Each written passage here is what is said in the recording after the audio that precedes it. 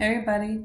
So, um, this is a future video I want to make to put on my YouTube channel.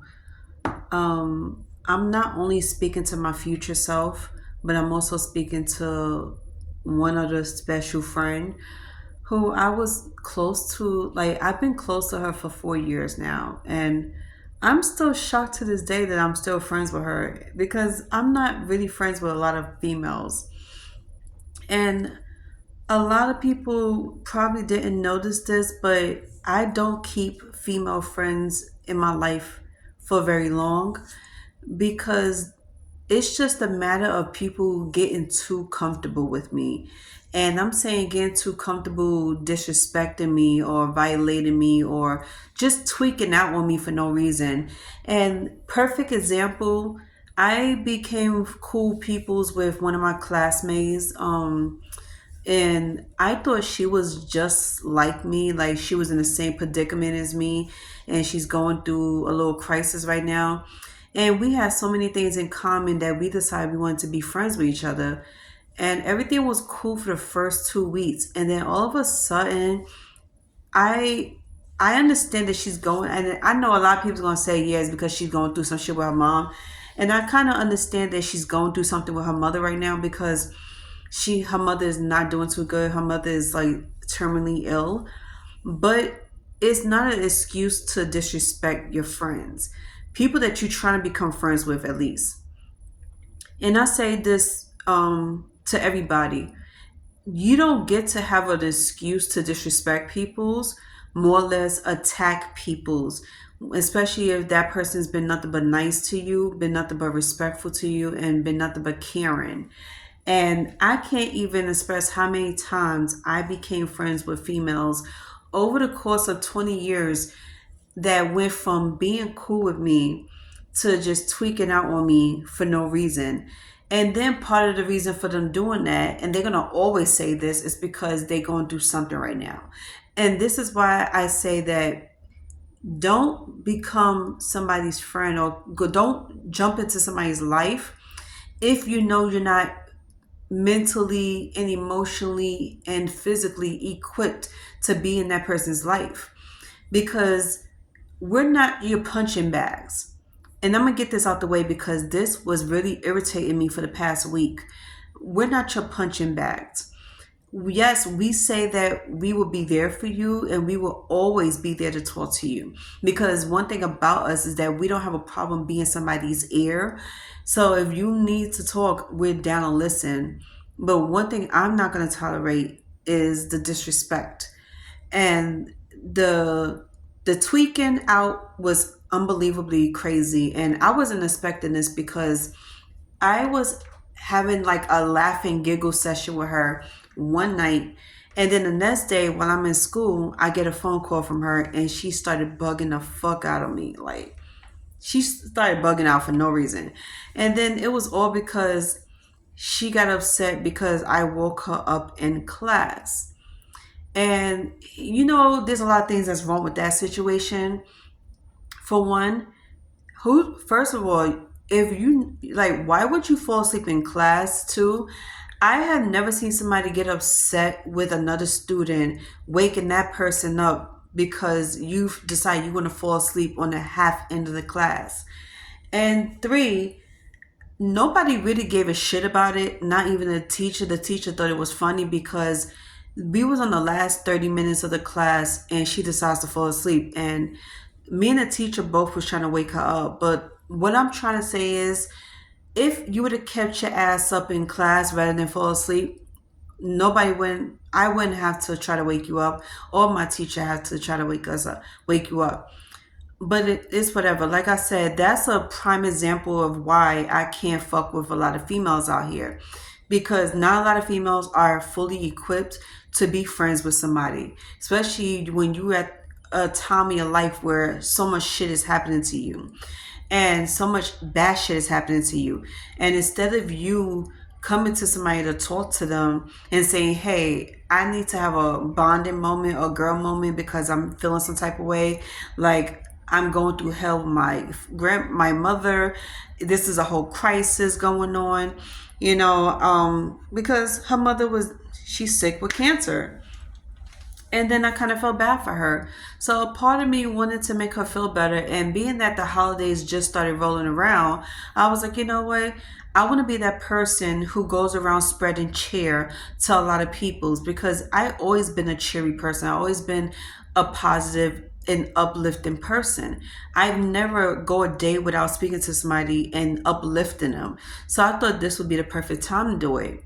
But silly me, trying to uplift this woman and trying to get close to her, she just started spazzing the fuck out on me for no reason. But it's whatever, here and there. That's neither here nor there. I got rid of her. I had to leave her alone because I saw it in her eyes and I heard in her voice how deeply hurt she was and how toxic she is. Because this wasn't just about her falling asleep in class and me waking her up. It was just the fact that she was going through an entirely crazy situation and she happens to take it out on me. But anyway, let's fast forward to today. So, Merry Christmas to everybody and Happy New Year's if I don't see y'all or hear from y'all. But there's one piece of advice I want to give to all black women, and I'm speaking specifically to black women, because not a lot of people come to us and give us the proper information or proper advice to keep going. And I have noticed a significantly amount of black women who are having the season blues and the holiday blues, and a lot of people getting their hearts broken just like mine's. A lot of people has been falling into depression from feeling stressed and tired and lonely. And I was feeling like that all the time, like constantly 3 years straight around Christmas. And as much as I would love to be in a Christmas spirit, I wasn't. Not even last year. Last year was worse than this year. I fell into this deep, dark rabbit hole of depression the minute December arrived. Christmas didn't even arrive yet. I was already depressed by the beginning of December. And I cried night after night, and I didn't know why. It was just started coming out. But what I wanted to say to black women and to my future self, like I said, because I'm going to watch this 6 months from now, black women, please, I say this with all the love and respect in the world, stand 10 toes down. You know God got you, right?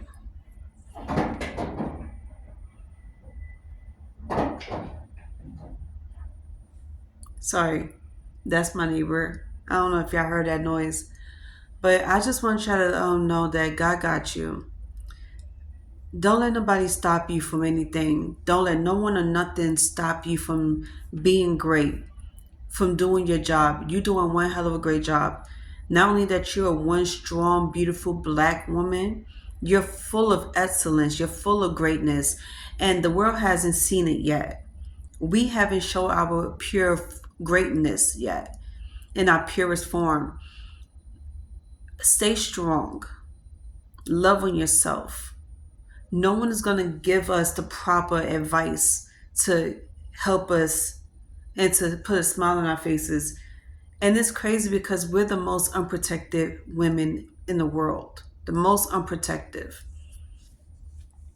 And I just wanted to let y'all know that you are loved and I love you. And I had to say this to my friend today because I let life get in the way and I totally forgot about her. So when I finally saw her page on Instagram, I was like, I have to speak to her. And I had to let her know how amazing she is. She's a beautiful mother and she's raising amazing kids. And I see her pictures all the time of these kids. Her youngest baby is gorgeous, and the beautiful pink dress she had on. And I was like, Queen, let me give you all the props in the world. Let's give her the utmost praise because she deserves it. And this is something I wanted to tell to all black women. I love you. Okay, you don't need your friends and family to tell you this. We're gonna give each other love regardless, all around the world. Honey, baby girl, you are amazing. Okay? If God didn't tell you to give up, don't you give up. Why would you give up on yourself? If God didn't tell you to stop if he didn't tell you to stop what you're doing, he didn't tell you to just lay in the bed and just forget about everything and give up, why would you do it? Don't do it to yourself. Don't give up on life. Don't give up on yourself. Don't give up on your kids. Don't give up on your family. God is going to always have your back. Just because you don't physically hear him and see him doesn't mean you cannot feel him. You could feel God in your heart if you let him in your heart. And that little voice in the back of your mind is not just you, that's God telling you something. You have this nudge to do something, that's God telling you to do something. Love on yourself as much as you can. God didn't say to give up, God didn't say to stop. He never told you to stop. So why would you stop? Keep going. Give yourself the best of the best because you deserve it. Don't wait around for somebody to tell you this. Tell yourself this. Oh, listen to God. He'll tell you. Communicate with him. He's not going to steer you wrong. He's not going to lie to you. He's not going to, gas your head up, tell you what you want to hear. He's going to tell you what you need to hear, even at your lowest moment. Yes, the holidays is very depressing, especially when you don't have no one to be around.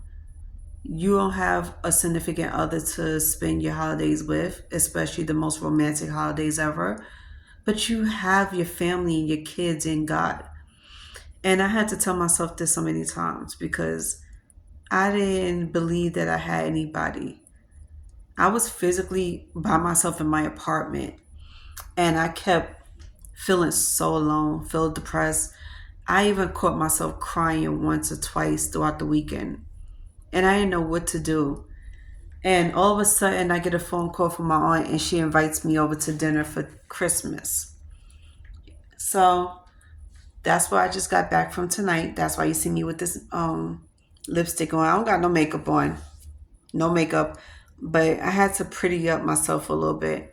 And I enjoyed it. It was okay. It's a little awkward because I haven't seen none of my family members in a long time, but it was okay. But most of all, I did not feel alone. I felt a little heartbroken this weekend because, somebody that I truly loved and respected betrayed me. And the one time I didn't want him to be honest about something, he was completely honest with me. And I looked at him like he was someone that I really truly respected. And now I have none for him at all. I looked at him as someone that was great, someone that was meant to be loved, only to find out he was just a waste of fucking breath and a waste of energy. So I was like, instead of me loving on him so much, giving him all the respect in the fucking world, I decided to put all that back on me. I decided to spoil you myself with all the love and respect and admiration that I could possibly give myself instead of giving it to somebody who didn't deserve it. And then I wasn't wrong the first time and I'm not wrong now. When I can spot something's wrong with someone, I could spot it and boo. Don't ever tell me I'm misunderstanding. One thing I do love about myself is that I always peep game and I always notice something about somebody, even if it's something really small. And I could tell when something's up with a person, especially with the way you talk. You go from speaking with being like, how you say, speaking with conviction and being so sure about yourself to sounding like something's wrong, like a little sketchy. And then it was all about the attitude and the behavior. You go from being very open and cheerful and, loving and honest to being like sketchy. And something wasn't feeling right. But long story short, when I felt like something was off, I waited for the right time to figure it out. And it didn't take long for me to get that person to open up their mouth for me to find out. But like I said, when I'm right, I'm right. When I'm wrong, I'm wrong. And I will admit that I'm wrong if I'm wrong, especially if there's receipts. But if there's no receipts, then sweetie, you can't ever tell me I'm wrong. So, with that being said, I'm just going to keep it moving. Like I said, we have almost, what, 5, 6 days left until the New Year's. And one thing I want to say is, to myself, I am truly happy. And I'm so happy with how the world just ended in one fucking month. Because here's the thing, I said that I could never be too, you know, sure about the future. I could never. And then here's the thing, I always say that something needs to shake up in this world. There's gonna be a time where people's gonna get caught red-handed doing what they do, and there's gonna be a time where God is gonna tell people, expose the truth tellers from the liars, expose the fakeness, expose the troublemakers. And it's up to you to use your better judgment and to leave those peoples alone. And whatever doesn't serve you, I suggest everybody open their eyes up. The world had exposed so many things in this year. So when I say the world has come to a close, meaning people is at the end of their playing time, like it was time to cut the bullshit out. The world has exposed everyone in so many ways. And finally, the truth has come out for everybody to know. And it doesn't matter who you are, what situation you're in. All it matters is that people have gotten away with a lot of shit they've been doing to their loved ones long enough. And now it's done. And I say this because I've seen it myself. I've been through it. I have even, you know, asked God to show me. And it's been amazing. So, one thing I want to give to y'all is a little bit of advice. Open your eyes. Take it for what it is, accept it for what it is, and stop trying to make up excuses for it. Stop trying to pretend like you didn't see it. Don't pretend like you didn't hear it. You seen it, you heard it, and now make your final judgment on it and leave it alone after that. That's how you end situations and end the heartbreak, end the hurt, and don't dwell on it. That's a better piece of advice I would give you. Don't dwell on situations after you figure it out, after you solve the case, after you seen somebody expose themselves for who they really are. Don't ever in your life make excuses up for them because they know exactly what they was doing. They know exactly why they did it and the purpose of them doing it. People have motives. How they treat you is how they feel about you. Whether it is them telling you a half truth, whether or not they want to expose the truth, whether or not they want to, be honest, or they want to hide stuff. It's because they think they protecting you or they just too chicken shit to tell you the truth. And you have to take it for what it is. Don't be blind to it. You know exactly what it is. So, with that being said, I will put up part 2 tomorrow and I will see y'all. Then, good night. Put it like that. Good night. I got shit to do, but good night.